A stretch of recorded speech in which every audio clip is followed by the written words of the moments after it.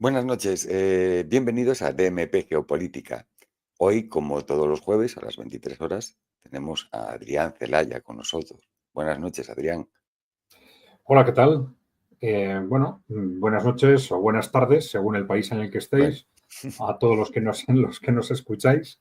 Sí, ya sabéis que yo estoy con vosotros los jueves a las 11 de la noche, hora Madrid, ¿no? Y bueno, y como siempre os decimos, pues acordaros de darle a like si os gusta el vídeo, de no os olvidéis de darle al tecla de suscribirse si no estáis suscritos y dejarnos preguntas o comentarios que iremos respondiendo, ya sabéis, no en este canal, sino en el canal de ECAI Center, que lo localizáis muy fácil escribiendo ECAI con K, Center con C, y dejáis ahí las preguntas que queráis, ¿no? Bien, pues Santiago, pues también gracias por estar con nosotros un y placer. comencemos cuando quieras. Pues adelante, todo tuyo, te Venga. dejo la máquina. A ver,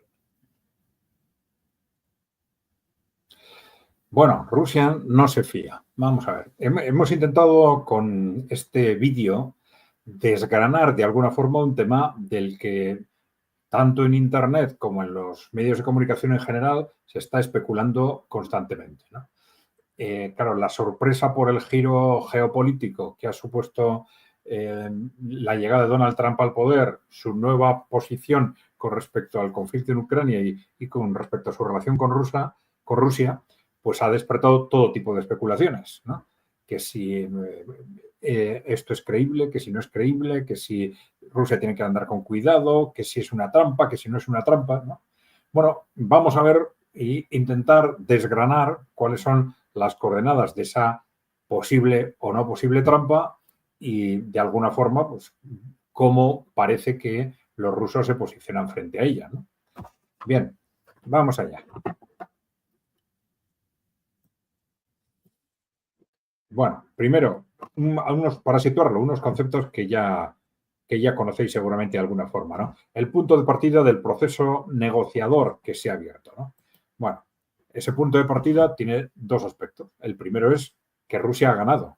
No solo que Rusia ha ganado, sino que es algo evidente, aunque no se atrevan a decirlo así en los medios de comunicación, pero es algo evidente para todos los servicios de inteligencia también de Occidente y los gobiernos. Rusia ha ganado la guerra de desgaste en la que estaban introducidos Rusia y Ucrania.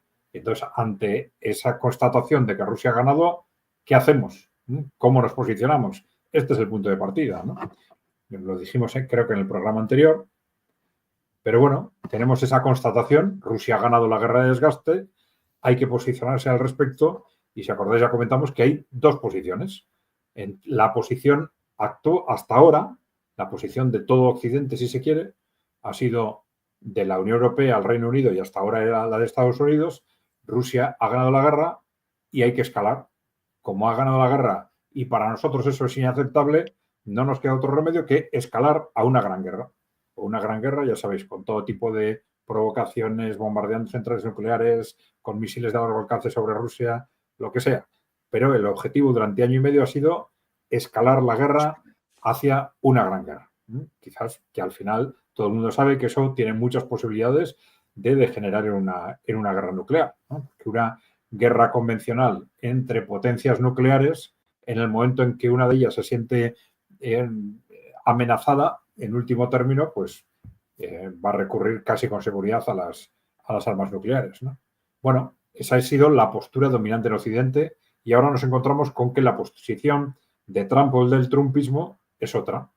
Es decir, y con el trumpismo, pues de alguna forma, ya vamos a ver, la OTAN, porque la OTAN al final no es más que un instrumento controlado por Estados Unidos. La posición es, Rusia ha ganado la guerra, sí, pero frente a eso, pues no hay otro remedio que empezar a negociar la capitulación. No le llamaremos así, pero al final hay que negociar el contexto para que esa capitulación sea lo mejor posible. Este es el punto de partida del proceso negociador que se ha abierto. Una valoración del contexto, yo no diría del contexto, sino de las estrategias a seguir frente al contexto, radicalmente distinta del trumpismo y del resto de Occidente, o ahora, si queréis, de la Unión Europea y del Reino Unido, ¿no?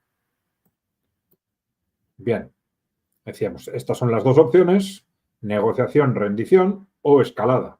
Entonces, pues, el trumpismo, de hecho, la escalada no tiene sentido, vamos a negociar, ¿no? Ahora, la cuestión es negociar. ¿Cómo se negocia con el que ha ganado la guerra? ¿No? ¿Cómo se negocia con alguien que ha ganado la guerra? ¿No? Claro, el problema es que ha ganado la guerra y que sabe que ha ganado la guerra, que es consciente de que ha ganado la guerra. Pues, Claro.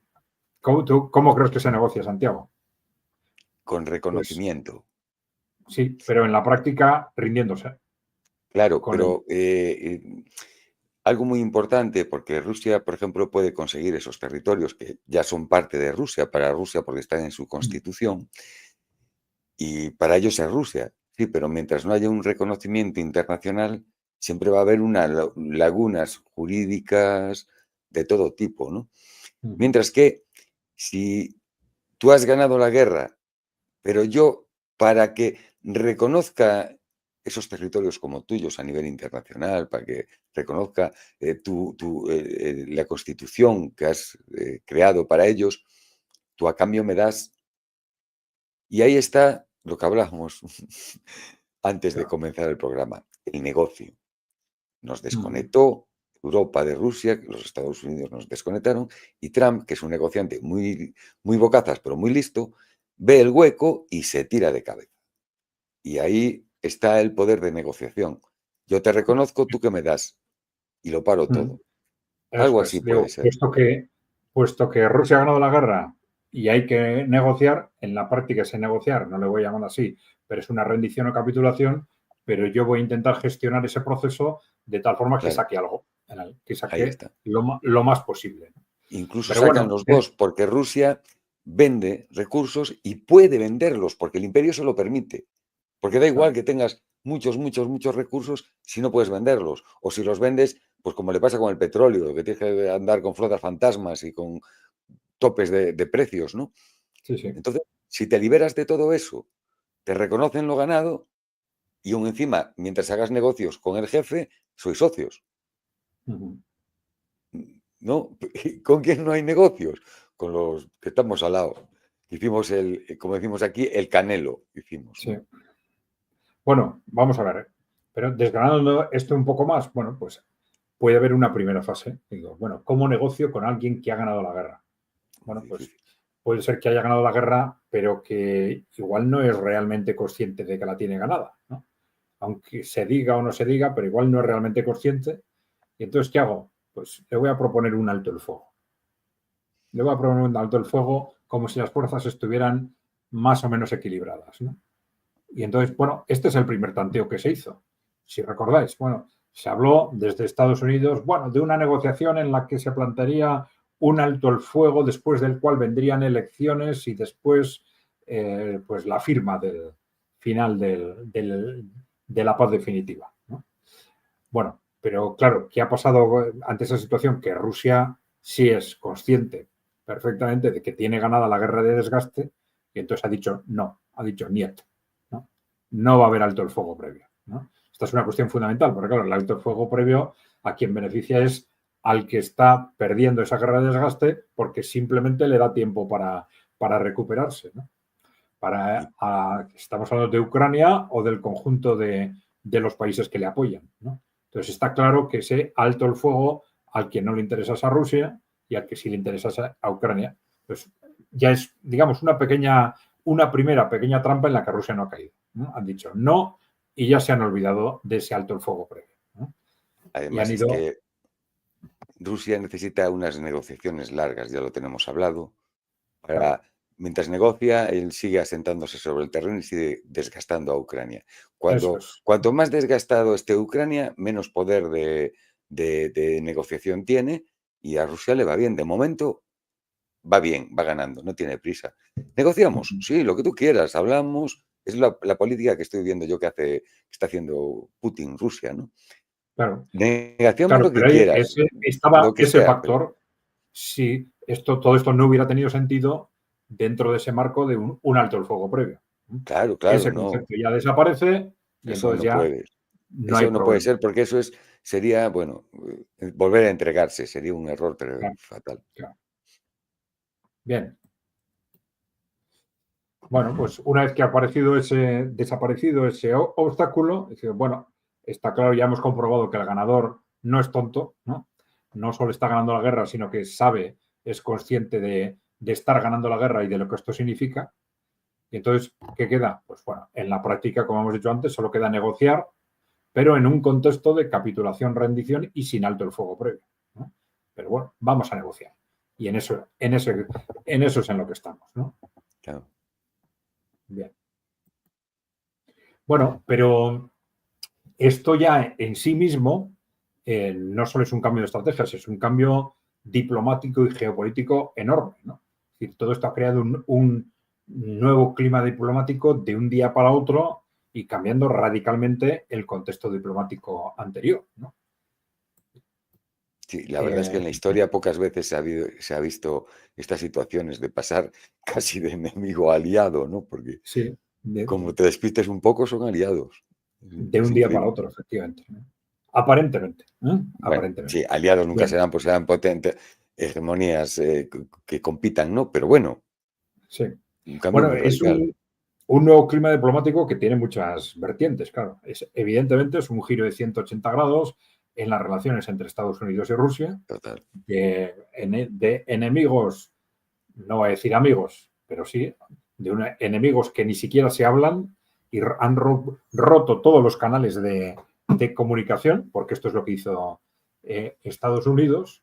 No es solo estar en una situación diplomática difícil, sino no querer mejorarla. Es decir, poner todos los medios para que no Para- se salga de esa situación, ¿no? Y de un día para otro, bueno, pues se recuperan las relaciones y hay una disposición a relacionarse directamente en un entorno aparentemente de respeto, ¿no? Claro, el cambio ha sido absolutamente radical, ¿no? es que tenemos que recordar, porque como ya llevamos 3 años de guerra, son cosas que se van pasando. Lo que le hicieron a todos los ciudadanos, atletas y tal, de nacionalidad rusa. Porque, a ver, Putin podrá ser el mayor dictador del mundo, pero eh, Pedro Basilio, que vive allí en San Petersburgo, ¿qué culpa tiene el hombre, no? Él es un Claro. atleta, él es un ciudadano que en ese momento está en el extranjero o cualquier cosa. Y lo que se le ha hecho a los rusos, la persecución, no se vio en la vida. Porque los norteamericanos, ¿cuántas veces no invadieron países? O los ingleses, y nadie les hizo eso de que no pudieran ni moverse por el mundo, ¿no? Sí, Fue, sí. fue algo No, y es que ha increíble, habido ¿no? persecución en algunos países, incluso sobre la cultura rusa, ¿no? Sí, sí, sí, sí. Pues evitando que hubiera conciertos de música rusa, De es decir, Tchaikovsky, a cosas ver, absurdas, ¿no? Absurdas, ¿no? claro, Pero claro, bueno. pero es que eso en la vida se hizo. Porque cuando en la Segunda Guerra Mundial estaban en guerra, en Alemania no prohibían escuchar Tchaikovsky y en Estados Unidos no prohibían escuchar a Wagner. Joder, a ver, es que son Sí. cosas, no sé, ¿no? Bueno, son cosas tan absurdas que son también un síntoma de debilidad, un Claro, síntoma de claro. miedo y de debilidad, ¿no? Estás transmitiendo que tienes tanto miedo a Rusia que tienes que hacer lo que sea, las mayores tonterías, disparates, disparar Y que lo en todas las odie, joder, direcciones, ¿no? Con claro, tal de hacer daño a Rusia como sea, ¿no? es Hasta increíble, las es cosas increíble. más absurdas, ¿no? Y Ujú. vaya giro, Claro, ese nuevo clima diplomático no solo afecta a las relaciones de Estados Unidos y Rusia, ¿no? Afecta a muchos más ámbitos, ¿no? claro, Pero claro. claro, por lo pronto ha destruido lo que ha sido el discurso de la OTAN durante 3 años, ¿no? Dicen, Rusia es el enemigo, Rusia es una autocracia, con Rusia no se puede hablar, bla, bla, bla, bla, bla, y pum, de pronto el líder el que venía siendo el líder de ese posicionamiento, resulta que hace todo lo contrario, con lo cual Todo. ha dejado a todo el resto de países de la OTAN, los europeos fundamentalmente, como se suele decir, con el culo al aire, ¿no?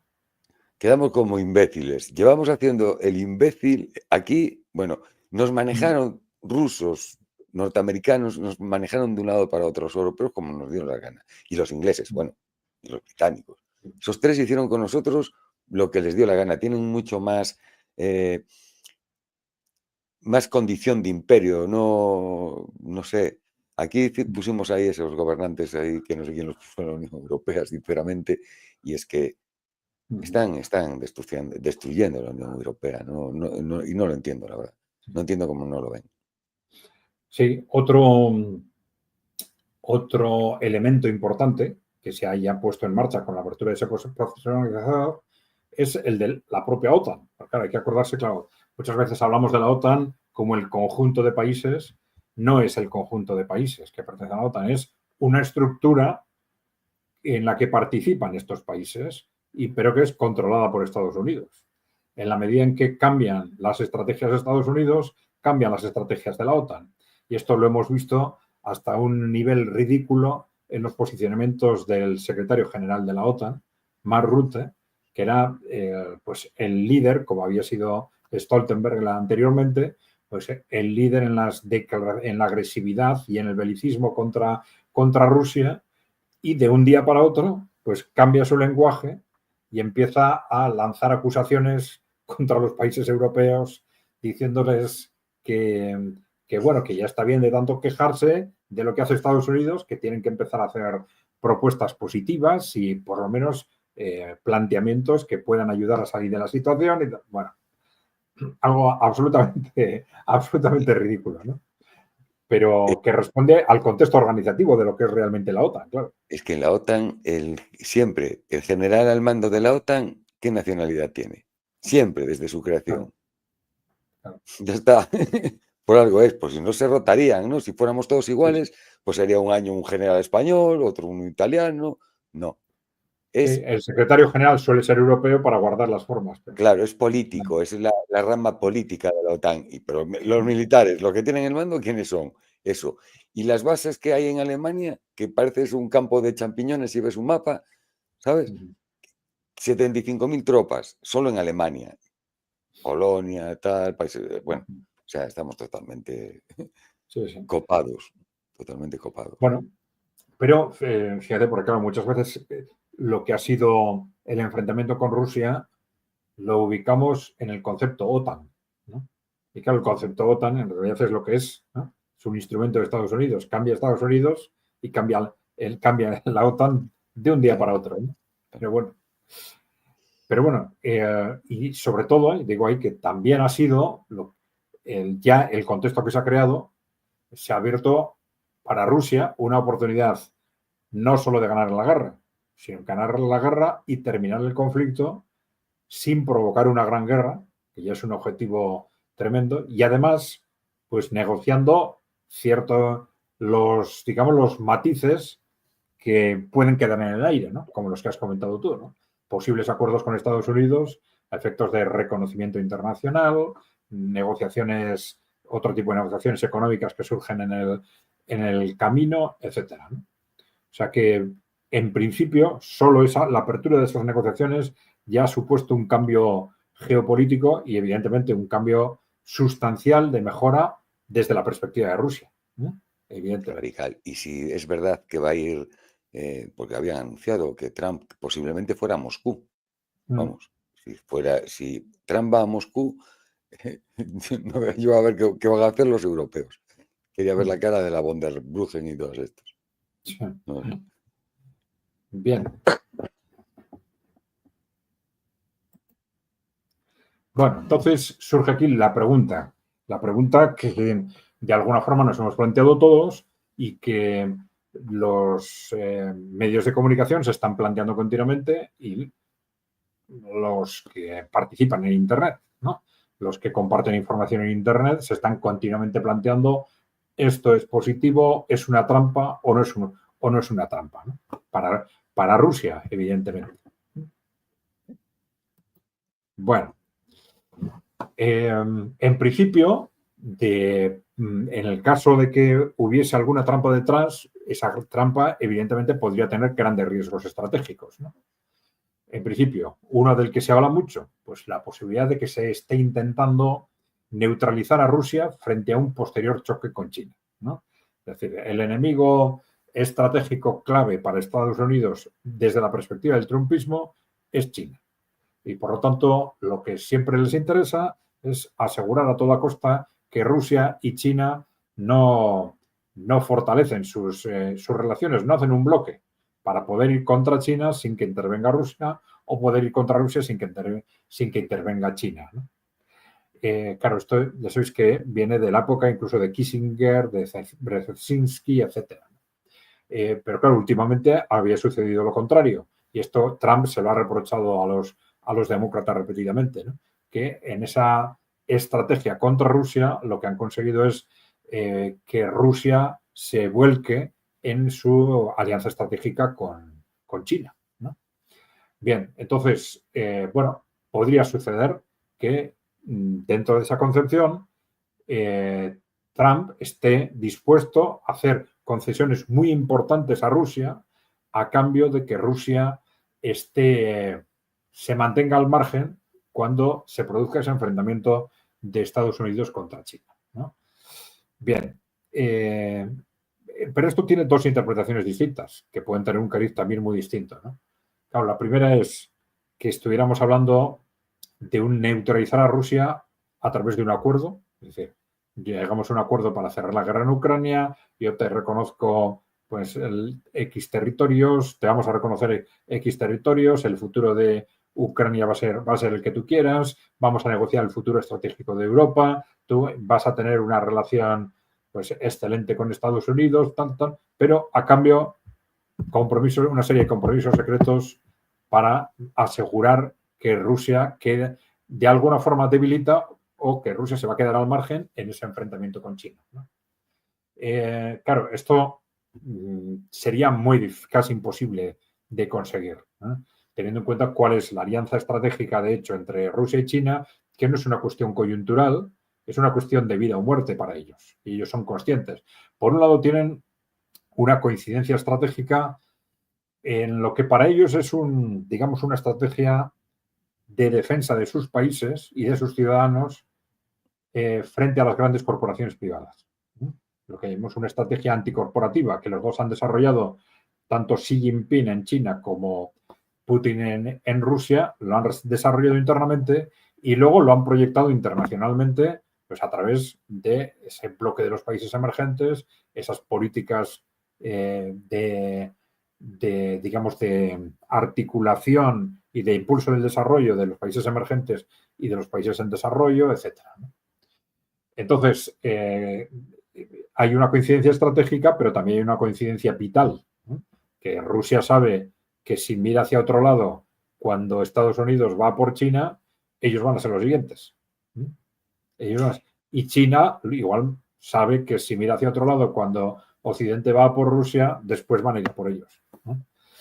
Bien, entonces yo creo que hay que dar por supuesto que Rusia es casi imposible, por muchas que sean las concesiones estratégicas, que acepte de esta forma una ruptura de esa alianza estratégica con China, ¿no?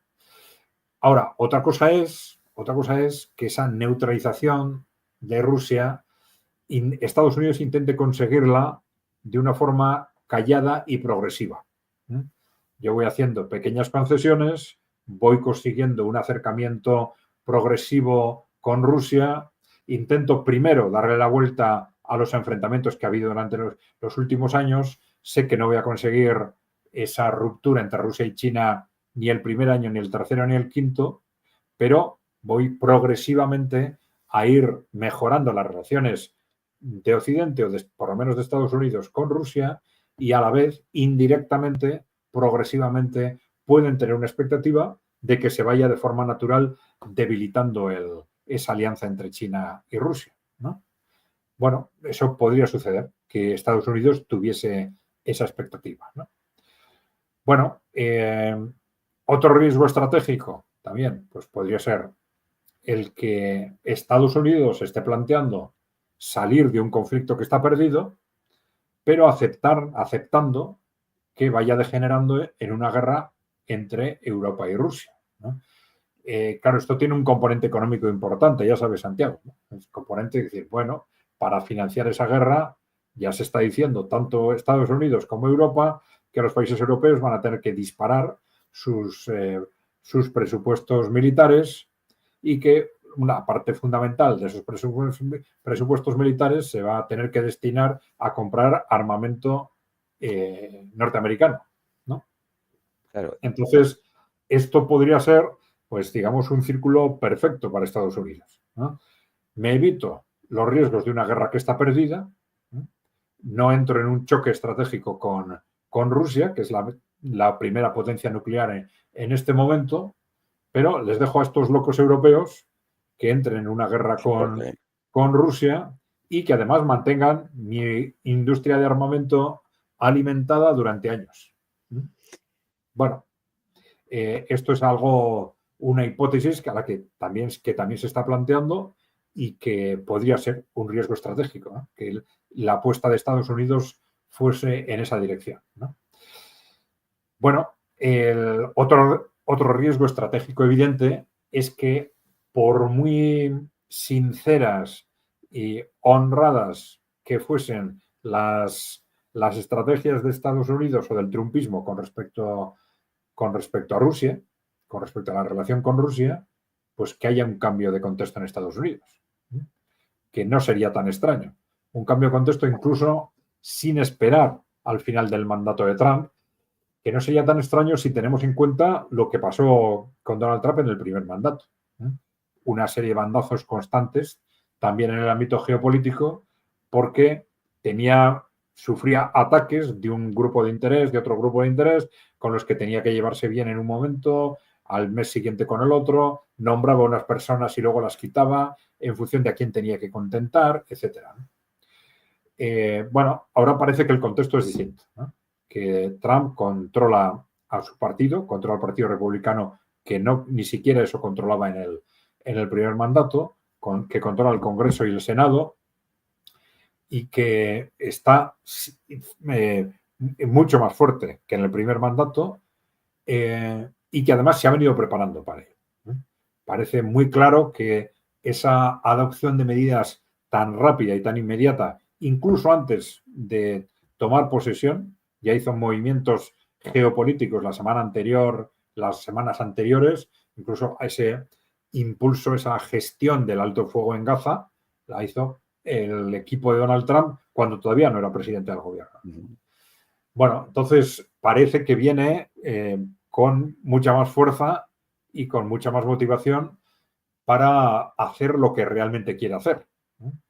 Pero viendo lo que sucedió en el primer mandato, no es algo a descartar. Estados Unidos está dividido al 50%, el ejército está dividido, los servicios de inteligencia están divididos, no sabemos quién va a poder controlar qué, no lo sabemos, y hasta qué punto el trumpismo va a controlar la CIA, el FBI, va a poder impedir que estos hagan algún tipo de juego sucio como le organizaron en el primer mandato, ¿no? Que sí, con el Russia Gate, con acusaciones de que habían hecho trampa en las elecciones primero, luego con otro argumento, pero bueno, al final el Donald Trump del primer mandato también estuvo 4 años dedicando la mitad de su tiempo a defenderse de las amenazas de impeachment, ¿no? Y de procesamientos. Bueno, entonces no hay que descartar, es una posibilidad, que incluso dentro de estos 4 años haya un cambio de contexto en Estados Unidos que incluso que obliguen al propio Donald Trump, suponiendo, ya digo, que tuviera su posición en ese cambio de postura con Rusia, que fuese absolutamente honrada, abierta, etcétera, que se hayan obligado a un cambio de posición. Porque, claro, no estamos hablando de cualquier cosa, ¿no? Estamos hablando de un movimiento estratégico que no se atrevió a hacerlo en el primer mandato, es decir, no se atrevió a hacer algo semejante, ¿no? Y esto es de una dimensión tal que no habría que descartar que los grupos de interés corporativos del más alto nivel, en un momento determinado, pues se junten y organicen un golpe abierto de una u otra forma, ¿no? Un golpe abierto o oculto, pero que esto suceda, ¿no? Bien. Claro, yo lo que digo ahí es esos riesgos existen, pero en principio, mientras no haya cesiones estratégicas, son riesgos limitados mientras no haya un alto el fuego previo. Es decir, si yo, en base a la expectativa que me generan las negociaciones, en un momento determinado negocio ese alto el fuego, que sé que me perjudica, eso puede ser ahora o puede ser dentro de 6 meses. Y si después de negociarlo resulta que dentro de 3 meses o compruebo que los escenarios son alguno de estos que hemos comentado, pues este sería evidentemente un riesgo estratégico, ¿no? Por eso en el momento en que se produzca ese alto el fuego, pues Rusia va a tener que valorar perfectamente no solo lo que se está negociando, sino los riesgos de que detrás de esa negociación haya otros escenarios posibles, ¿no? Indudable. Yo es que entiendo que Estados Unidos tiene gente muy preparada, son muy listos, y creo que saben que con su población no pueden mantener el dominio unilateral mundial, no pueden dominarlo, ¿no? Porque simplemente por población, China pues tiene 4 o 5 veces más población que Estados Unidos. Un potencial de trabajo que solo el consumo interno de su mercado, eso es impresionante, ¿no? Tampoco le interesaba que Rusia y Europa se unieran, hicieran un país con más habitantes, bastantes más habitantes que Estados Unidos, con una ingente cantidad de recursos y de medios técnicos y humanos bestiales. O sea, sería un imperio bestial. Entonces, yo creo que su política ya desde hace mucho tiempo es el caos, crear caos, crear caos en Oriente Medio, pues atacando y, Irak en su momento, crear caos en el lejano Oriente, atacando a Afganistán, ahora aquí la guerra, enfrentar Europa y Rusia, con Ucrania de por medio, y en ese caos él domina, porque aunque él no pueda crecer, no deja crecer a los demás. Yo creo que veo un poco así. No busca tanto ganar, porque si te fijas, no ganó ninguna guerra, no ganó en Afganistán, no ganó en Irak, no, es que no necesita ganar. Lo único Porque que tampoco necesita es tiene capacidad destruir, de ocupar un país tras otro, ¿no? No, claro. no tiene capacidad. Pero sí Llega, destruye y se destruir, va. claro. Un país, ya aunque sea un país desarrollado, llegas, lo destruyes y necesitas décadas para recuperarte, pues un país como Afganistán o como Irak, como encima no eran desarrollados, si lo destruyes al nivel que los destruyeron, ahora ya te puedes ir que en 50 o 60 años no vuelvas a un país más o menos que empieza a tener capacidad, ¿no? Y eso con suerte de que esté bien regido, claro, por supuesto, ¿no? Sí, sí. Yo lo veo un poco así, buscan el caos, ¿no? Para reinar en el caos, es lo de ellos. Bueno, vamos a ver. Decíamos que, bueno, estos son posibles riesgos estratégicos que Rusia tendrá que valorar, pero que tendrá que valorar solo, sobre todo, si en un momento determinado piensan aceptar el alto el fuego, ¿no? Porque eso es lo que les haría perder posiciones. No tienen ningún riesgo por sentarse en una mesa, pero si las conclusiones de esa mesa les llevan a decisiones que les puedan dejar en mala situación, si luego no se cumplen las expectativas, porque estos riesgos estratégicos, algunos de estos riesgos estratégicos se pone sobre la mesa, pues ahí es donde tienen que pensar qué es lo que ceden o no ceden, lo que pactan o lo que no pactan. Y una referencia muy clara es esta del el alto el fuego. Ese alto el fuego, si en el momento en que lo pacten, van a tener que tener perfectamente claro qué es lo que hay detrás de ese pacto por parte de Estados Unidos, claro. Correcto.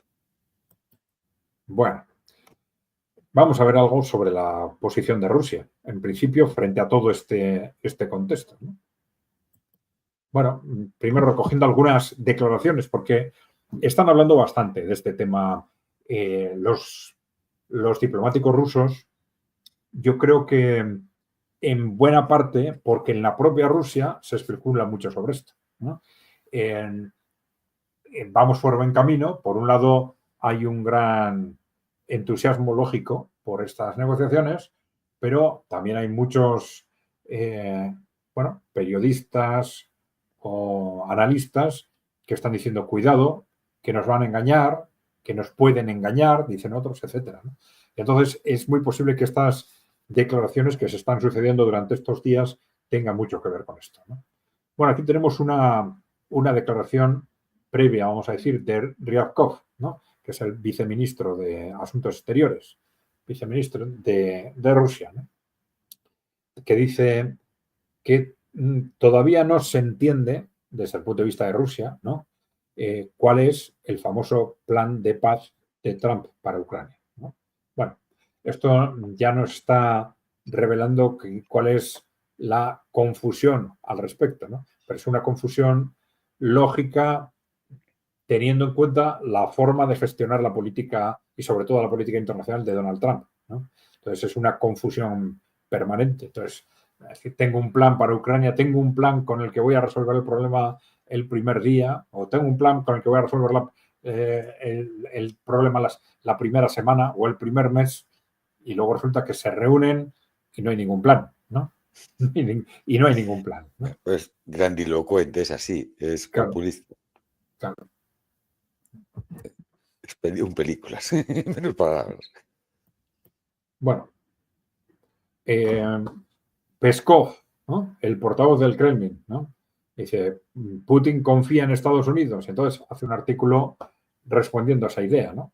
Y en concreto he recogido este párrafo en concreto de la agencia TASS, ¿no? Cuando se le preguntó si el líder ruso Vladimir Putin confió en los estadounidenses cuando les ofreció cooperación en elementos de tierras raras, Peskov dijo, confiamos en nosotros mismos. Para decir si confiamos en los americanos o no, tenemos que recorrer un largo camino. Bueno, lógico, ¿no?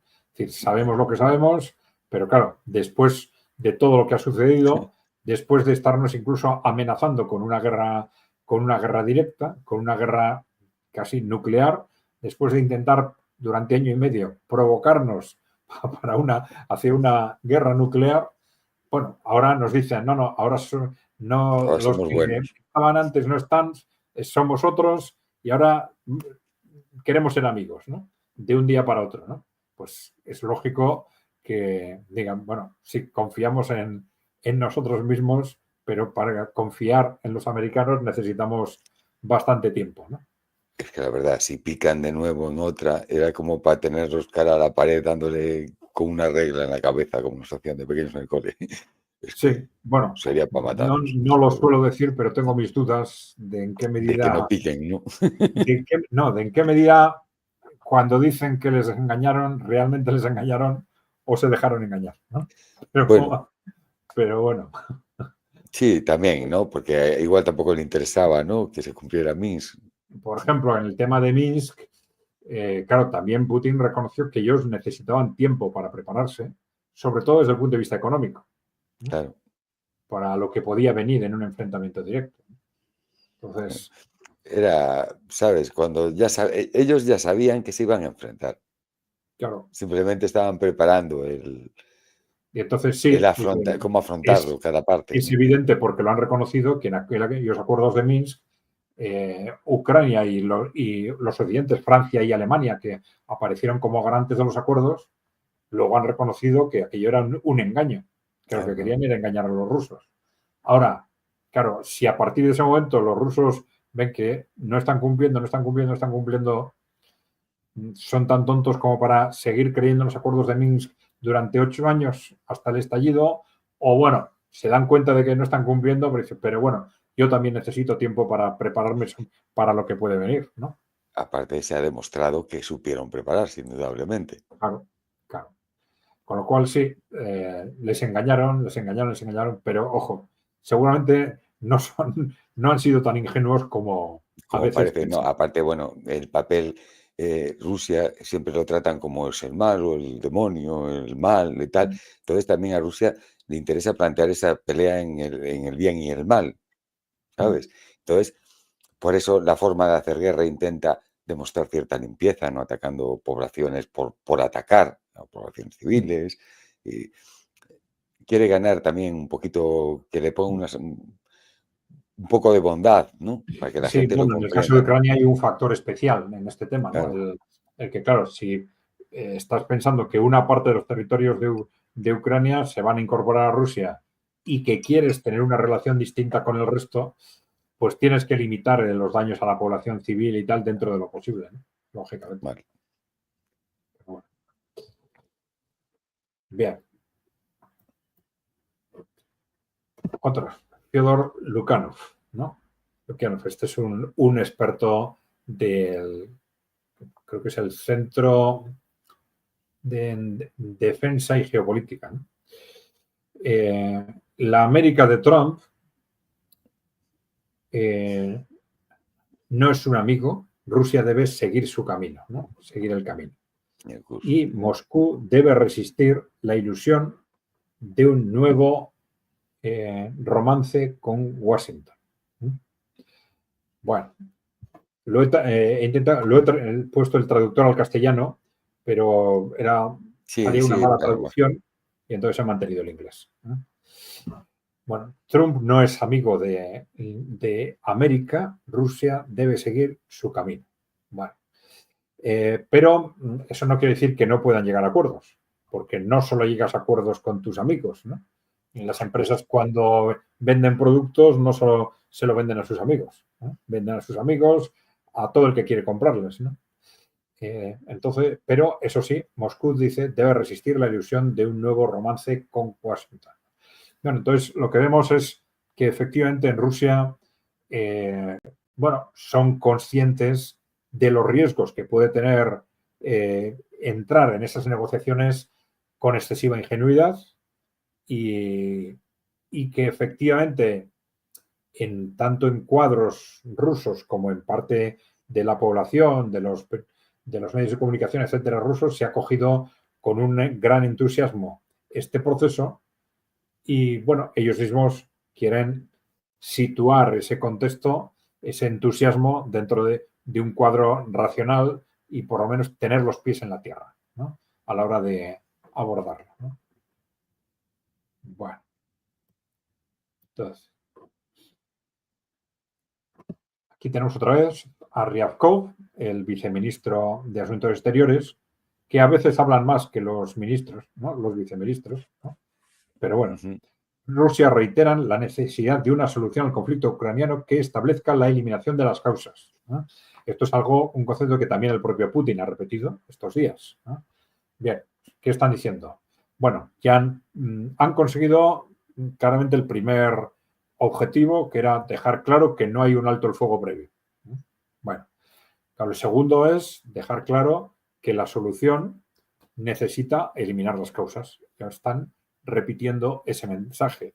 Y acordémonos de las causas. Las causas hacen referencia primero a ese avance de la OTAN continuo hacia el este y segundo a lo que estaba sucediendo en Ucrania, ¿no? Estamos hablando de la militarización y nazificación de Ucrania.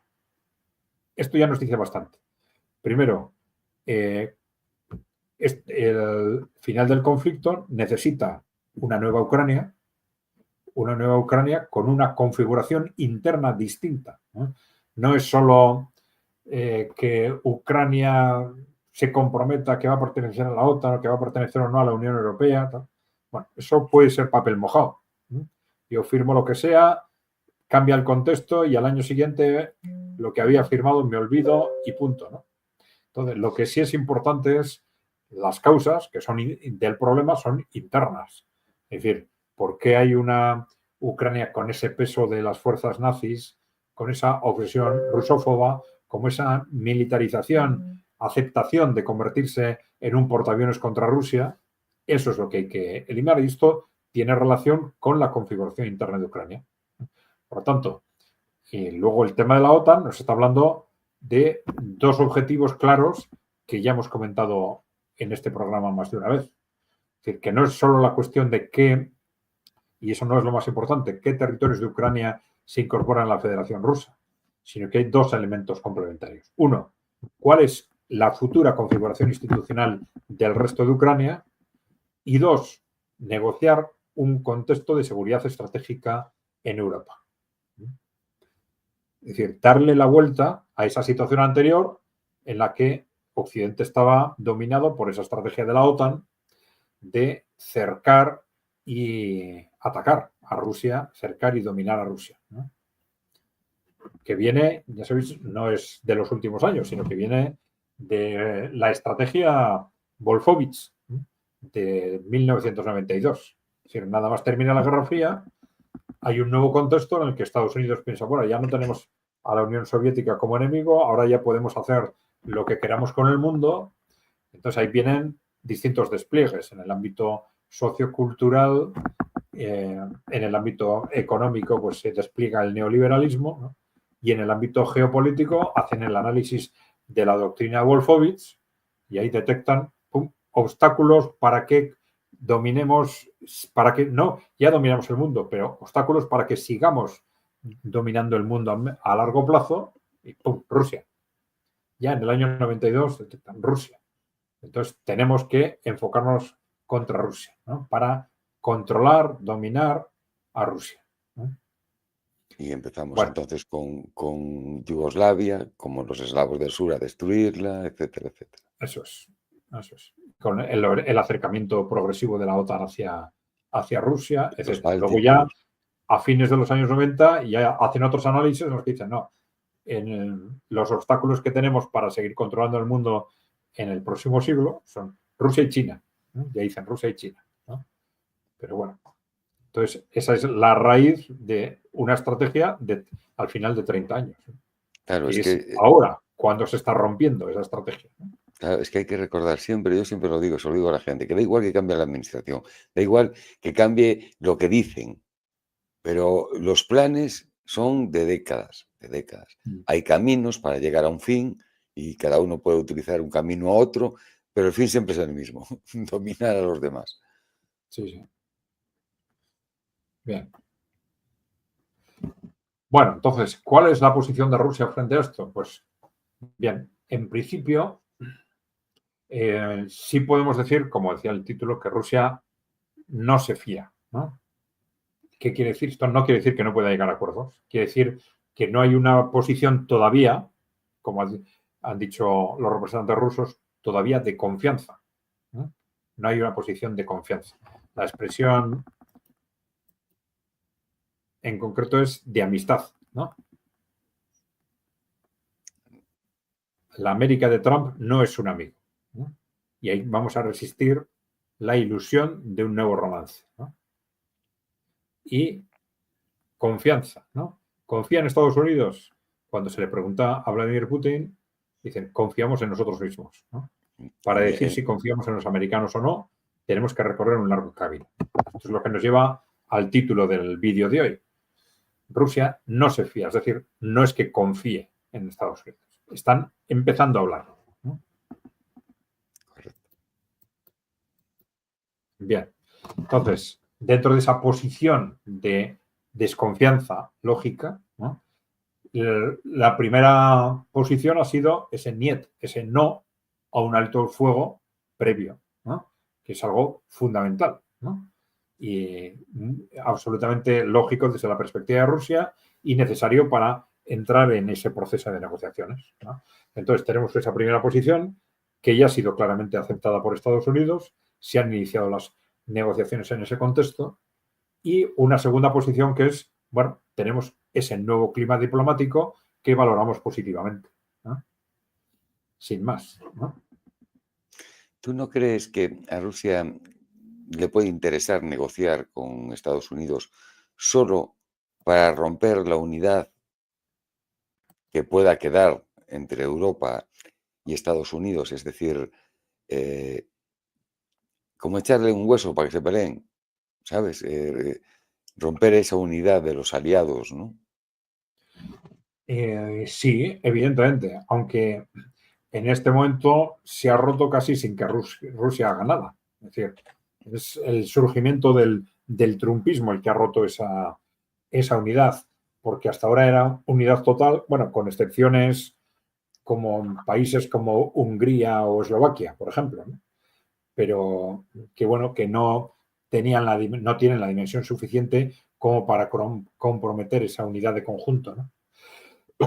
Entonces, sí, evidentemente a Rusia le puede interesar mantener esa división, pero claro, depende a qué precio, claro. Depende a qué precio. Si el precio hubiera sido entrar en unas negociaciones firmando un alto el fuego y tal, pues hubiera sido absurdo, ¿no? Pero efectivamente esto es un aspecto positivo, es que el mantener esas negociaciones abiertas, porque si se rompieran, podría suceder, planteándolo en sentido contrario, ¿no? Podría suceder que hubiese un repliegue de Estados Unidos, una recomposición de la relación con Europa, por lo menos a la hora de abordar la relación con Rusia, ¿no? Claro. Y si, Evidentemente. y si vemos desde el punto de vista de Europa, también Europa ahora tendrá que pensar y decir, bueno, no estamos, si ahora Rusia empieza de nuevo a negociar con Estados Unidos, a hacer negocios, nos vamos a quedar atrás, que es lo que les pasó un poco en Ucrania. Por eso Macron intentó corriendo comprar tierras raras o lo que pudiera allí, y los británicos antes firmaron un acuerdo de 100 años. Que, Sí, claro, lo que pasa es que tenemos un problema de fondo en Europa, analizando, como estás haciendo tú ahora, lo que sería lógico o no desde el punto de vista de los intereses europeos, pero el problema de fondo es que tenemos una clase política que ya está perfectamente contrastado que no actúa para los ciudadanos europeos, ¿no? Que ha venido actuando a veces para defender los intereses de Estados Unidos y otras veces en base a intereses corporativos. Y claro, hasta que esa, o desde Estados Unidos o desde los intereses corporativos no les digan que cambien el rumbo, pues no lo van a cambiar. No lo van a cambiar, ¿no? Este es el problema de fondo, ¿no? Que necesitamos una clase política, incluso planteándonos ideología, desde ideologías o como visiones distintas, pero que por lo menos trabajen para los ciudadanos, ¿no? Aunque se equivoquen, pero que intenten trabajar, tomar decisiones para los ciudadanos europeos. Eso es lo que no tenemos. Y eso es lo que nos está llevando a la ruina desde hace 30 años, ¿no? Desde el punto de vista económico, social, cultural, tecnológico, etcétera. Pero totalmente. bueno, esto efectivamente debería ser un momento de oportunidad. Sí, porque claro, si los europeos supiéramos organizarnos para poner una nueva clase política al mando, ¿no? Claro, Pero claro, claro, el problema es que eso es lo que falta precisamente, ¿no? claro. Aparte, no olvides que dentro de este supuesto jardín tan bello hay una dura censura. Parece que no, pero por ejemplo, ahora en el último paquete de sanciones que le pusieron a Rusia, volvieron a sancionar más medios de comunicación rusos, ¿no? Ujú. Y lo digo solo a modo de ejemplo, ¿no? El caso es que se permiten listas negras de usuarios como tú, como yo, como cualquier otro, ¿no? Y Sí, intentan y, reeducarnos como si estuviéramos, no sé, en la China de Mao, ¿no? En los campos de sí, no, reeducación. y mucho más grave que eso. Fíjate hasta dónde estamos llegando, ¿no? Por lo de Rumanía, ¿no? Si hay ¡Fua! que anular elecciones, se anulan. Y Si hay si que no se le detener mete preso. al candidato ganador, pues lo detengo. Ahora le han soltado, pero ya sabes, le han soltado a Georgiescu, ¿no? Sí, sí, Pero amordazado. con condición de que no puede comparecer ante los medios de comunicación. ¿Eh? Un disparate, ¿no? Al que va a ser, al que ha ganado las elecciones y va a ser el candidato, ¿no? Es decir, que están en una situación de pánico en la que están dispuestos a todo, ¿no? Amenazaron con hacer lo mismo en Alemania si hacía falta. Eh, pues le pegaron 4 tiros al primer ministro de Eslovaquia, amenazaron al primer ministro de Georgia también de muerte con hacer lo mismo, con que le pasara lo mismo que le había pasado a Que hay Fico, es decir, accidentes. Sí, es en es una una... situación límite, ¿no? Está claro que hay una clase política y unas élites corporativas detrás de ellas que están histéricas, están en una situación de pánico frente a la situación actual y están dispuestas a lo que sea con tal de defenderse. Y el hombre de BlackRock en Alemania, Merz, que ganó las elecciones, tiene un plan de 200.000 millones de euros para el ejército alemán. Y todos sabemos un poco, los que conocemos la historia, qué pasa cuando Alemania se rearma y se convierte en militarista. Sí. Sí, lo que sabemos claramente ya es que ese frente belicista de liderar digamos, la escalada contra Rusia que han representado Francia y Reino Unido, pues ahora va a ser Francia, Reino Unido y Alemania, ¿no?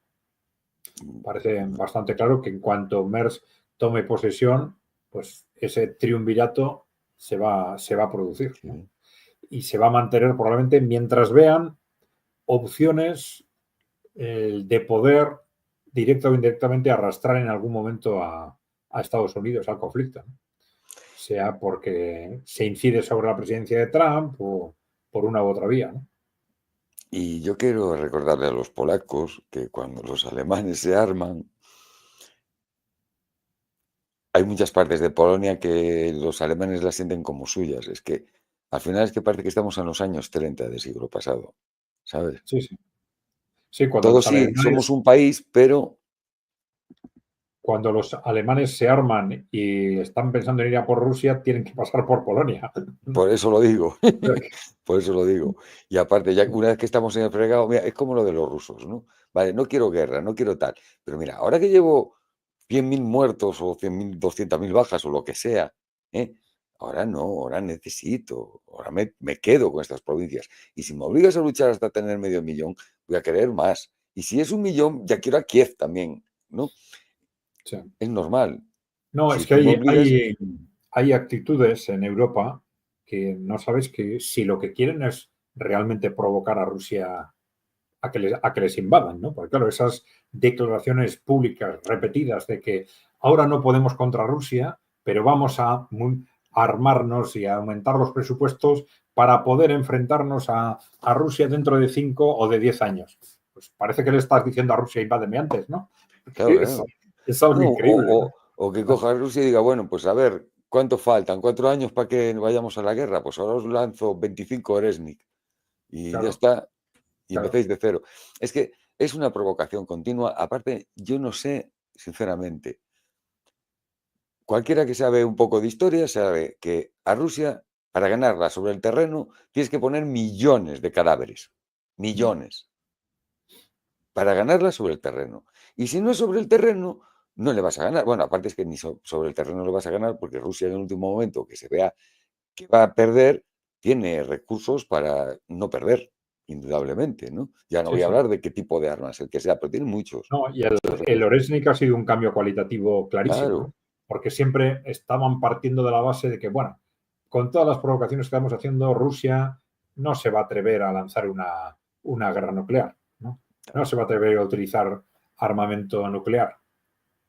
Y ahora han visto, bueno, que te pueden hacer tanto daño como con el armamento nuclear, te pueden hacer con armamento no nuclear a través del Oresnik. claro. Entonces, a cualquier movimiento que hagan fuera de lugar, pues saben que Rusia los puede despedazar sin entrar en esa dinámica de armas Nuclear. nucleares, ¿no? Claro, es que, por ejemplo, la base polaca esta de Resov, pues tú imagínate que le mandan 4 Oresnik, que tienen 32 cabezas cada uno y no sé qué. Bueno, a ver, como paras eso, vamos, lo destrozaría. Es que, no sé, es que la guerra sería o tablas o destrucción total. Y entonces yo, Sí, sí. ¿qué lógica? Es Bueno, como el press en estábamos. raya, ¿no? Que siempre empatas. Sí, lo que pasa es que nosotros solo sí lo hemos analizado desde hace años. Ese tema de no, una guerra nuclear no van a ir porque, hablando de estas élites occidentales, ¿no? Porque al final en una guerra pues la destrucción es tan grande que ellos se ponen en peligro y tal. Y yo creo que lamentablemente la conclusión era que posible sí es, ¿no? Y que cuando se están construyendo todos esos refugios subterráneos en Hawái, Nueva Zelanda, etcétera, esto es por algo, ¿no? Y que en una situación desesperada en la que ellos están viendo su futuro económico, personal, algunos de ellos están viendo en la cárcel, si pierden, ¿no? El que se planteen correr el riesgos antes que perder todo eso, no es tan raro, no es tan Claro. raro. Además, yo siempre recuerdo que acercar las armas nucleares al campo de batalla, acercarlas simplemente es como disuasión. Pero ya no, cuando no solo las controla, como quien dice, Trump o Putin con su botón, que ya hay generales, coroneles, mandos intermedios, que tú no sabes el loco que te puedes encontrar y que a lo mejor Sí. se quiere rendir Rusia, pero un general dice, no, yo no me rindo y tengo el botón aquí y la lío, ¿no?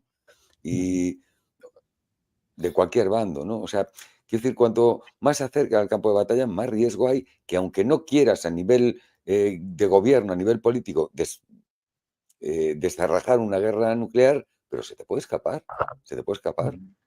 Sí, sí. Bueno, Cuanto más decíamos, gente tenga acceso al botón, más peligro hay, indudablemente.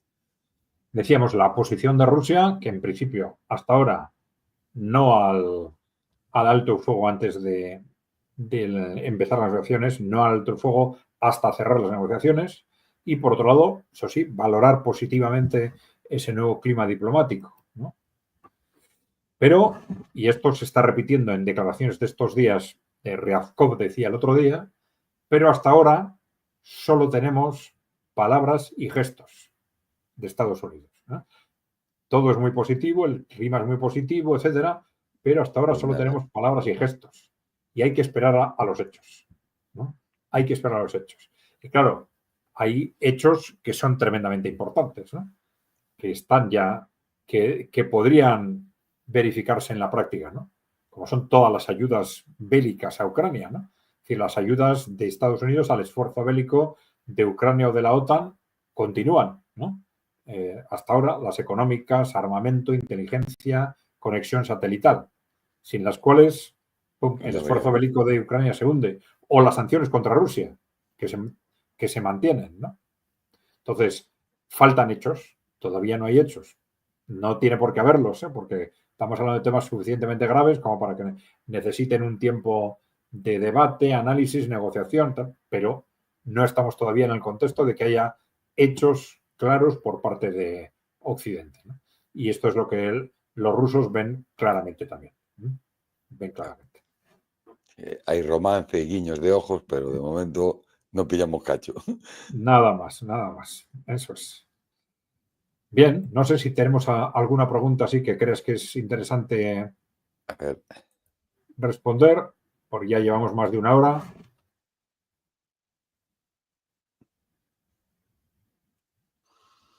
dice permacultura, al capital privado eso le da igual, prefieren sacrificar todo el occidente antes de aceptar que han perdido el control de los recursos mundiales. Pues debe, Sí, me temo que, eso es cierto. Es decir, incluso están dispuestos a aceptar riesgos personales, ¿no? Claro, analizando históricamente, vemos esa digamos, reacción psicológica de los multimillonarios cuando, por ejemplo, en situaciones de crisis ven que pierden su fortuna. Y un fenómeno muy conocido es el de los suicidios de multimillonarios. Porque para muchos perder su fortuna es peor que la muerte. Es decir, simplemente convertirse en una persona normal, tener que empezar a trabajar para ganarse es peor que la muerte, ¿no? Claro, si a eso le añades, claro, que están en un contexto en el que pueden no solo perder su fortuna, sino quizás ir a la cárcel, etcétera, pues no es, no es ninguna tontería que digan, bueno, si hay que ir a una guerra nuclear, vamos a una guerra nuclear. ir a la cárcel o que le pongan a hacer el pino como a Mussolini, Claro, siendo suaves. claro, claro. Dice Luis Castiñeiro como la película de Kubrick. Sí, supongo que hablas de Teléfono Rojo, volamos hacia Moscú, creo que es el título en español, ¿no?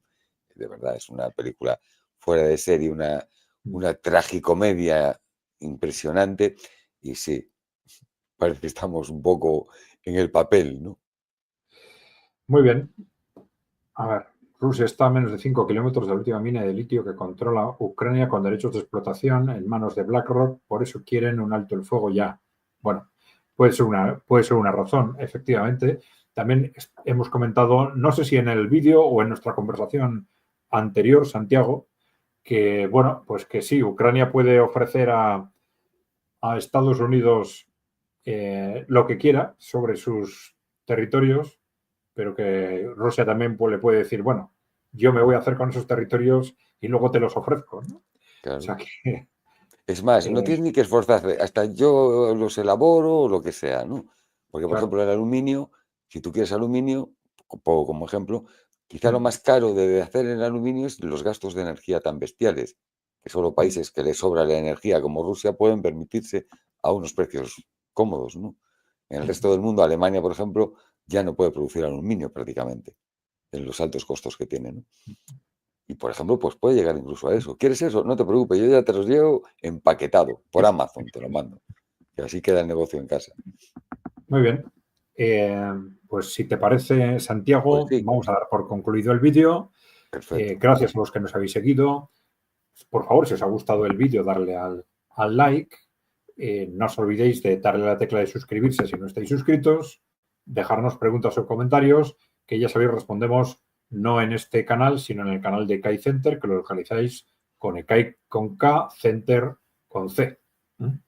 Y nada más, pues muchas gracias, Santiago, por estar con nosotros. Gracias a los que nos habéis escuchado y hasta el jueves de la semana que viene. Ya sabéis que estoy con vosotros los jueves por la tarde o por la noche, según el país, a las 11 de la noche, hora Madrid. Pues encantado. Yo mañana nos veremos a las 11 de la noche con Fernando Moragón. Muy Y bien. bueno, pues aquí lo dejamos todo. Vale. Un Encantado. saludo. Hasta luego a todos.